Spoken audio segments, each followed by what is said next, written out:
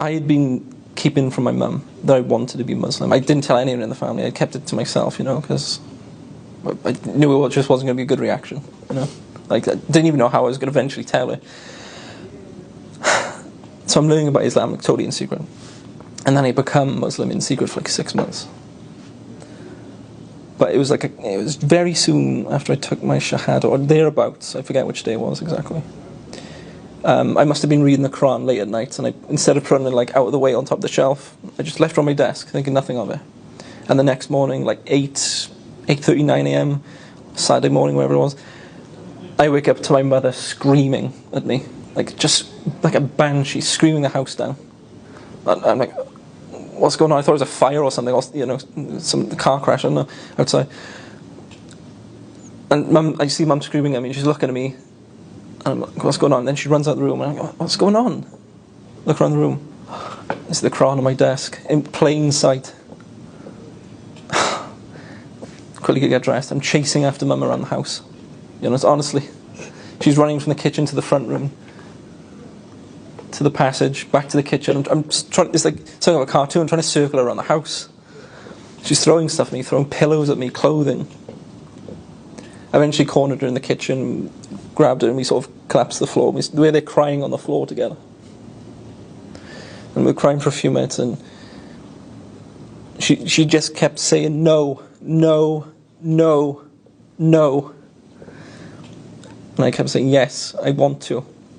I want to. I think it was after. I genuinely think it was after. It was a really close period, but I do think it was after the Shahada. Okay. And she gets up and she just sort of runs out of the kitchen. And I'm stunned. I didn't know what to do, so I sort of went upstairs. I thought, okay, just get out of the situation for a minute. She comes upstairs. No, you're not. No, you're not doing it. You're not becoming like them. People hate you. Why are you turning your back on us? Who's done this to you? That's one of the first things she said to me. Who's done this to you? I was like, nobody's done this to me. I've looked into this myself. No one's converted me. No one's brainwashed me. No one's sending me to Syria. None of that. I've read the Quran and it speaks to me and I know it to be the truth. And she's like, no, not in this house. Not my son. And I started talking to her like, I'm a grown man, I'm an adult, it's my life, I gotta do this for myself. And she goes away, and a couple of hours later, we started speaking again, and she's like, I can't stop you. I don't approve of it, but I can't stop you. It's your life, and you have to do and live as you want. You'll always be my son. I don't approve of this, but you'll always be my son. But she then goes to me, you have to wait 6 months, probably hoping I'd fall off the idea,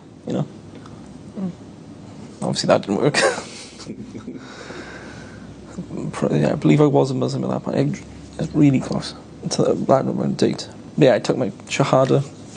I was already Muslim for 6 months and I felt so much guilt, honestly, about living a double life of I'm going to go see a friend, I'm going to the mosque, I'm going to go McDonald's or something, I'll be back later, I might see a friend. I'm at the new Muslim meetings in Cardiff for a couple months. Eventually the 6 months expires, and it was January of 2020. And I go to it and I was like, 6 months is up, I still want to do it. And she goes, okay, you're your own man, you got to live how you want. Let's just do it to get it over with, because you're breaking my heart. Okay? So she made me take my brother-in-law to Dar ul-Isra Mosque, and I'd arranged for a couple of the brothers to take a Shahada with me again in front of my brother-in-law. We go and do that, and I've been Muslim ever since, really. Everyone was a bit shocked, because I remember I told everyone at a family party. I finally plucked up the courage to tell everyone I was Muslim at this time, because it was at the family, it was an engagement, I think. And I'm not drinking, because everyone's around the tables drinking. Have a beer. Do you want a drink? Do you want a glass of wine? I'm like, no, I'm fine. Have some food. I was like, no, I'm fine. Because none of it was halal, and none of it was vegetarian either, So, no, I'm fine. I'll just have a can of Coke. Anyway, I eventually pluck up the courage and I go around seat to seat. I'm like, I tell my sister I want to become Muslim.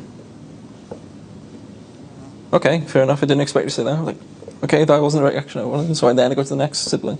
It's my brother. Think about becoming Muslim. Yeah, we heard, you do you, whatever you want. I'm like, okay. And I start going around all the family members, and they're like, yeah, if that's the way you want to live, that's fine. You know, you got to live how you want. You know, just be a nice person. You know, don't turn hardcore and just say we're like disbelievers every day, every time you see us, and we're going to hellfires. You say that to us as soon as we wake up. You know, obviously I was never going to do that.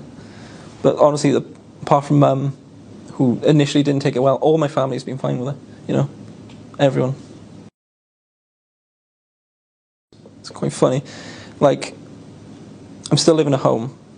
Like, she bought me a thobe for Christmas and some prayer beads, tasbih, and some stuff like that. And we had a halal turkey for Christmas dinner, so I can, I can join in and make sure.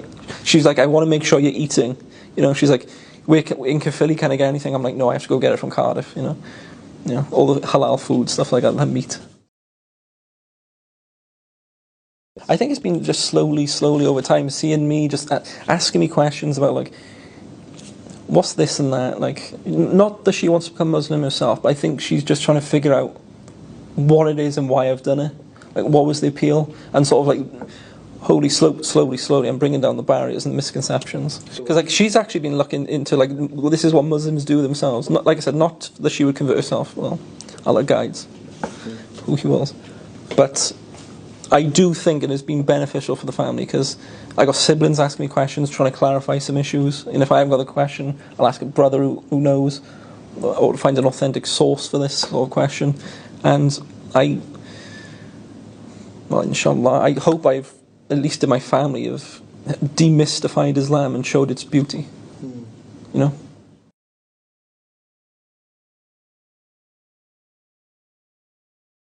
When she says the truth, I read the Quran, it appealed to me. It makes sense, the way of life. Like, there's no drinking, it's a simple way of life. There's no what we would call haram in it. There's none of that has a chance to happen because of the way the Quran and the Sunnah is set out in Islam. You know, like, I'm adopted. I was adopted by this family when I was 6 months old. I come from a very broken home. Both my biological parents had, by the sounds of it, a lot of promise in life. Drink and drugs destroyed that. I was born, when I looked at my medical records, with like fetal alcohol syndrome. I think I was born early as well. So my birth mother abused drugs when she was pregnant with me. So I don't know if it's the fact that I'm adopted, her adopted son is maybe a bit more difficult on her, if that makes sense.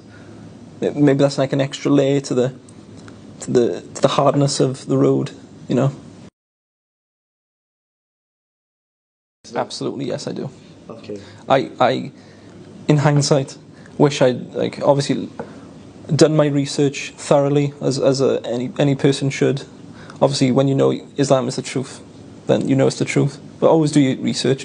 Find authentic, correct sources.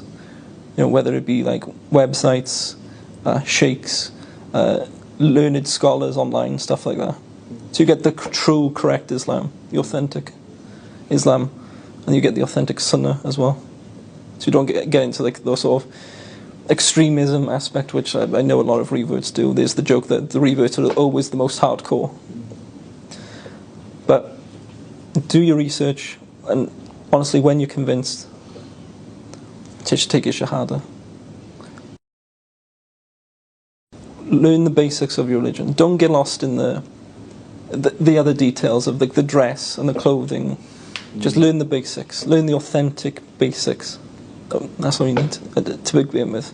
You don't have to change your name unless you want to. You don't have to change how you dress, as long as it's modest, of course, especially when in the mosque. Just be a perfected you, as Allah wants.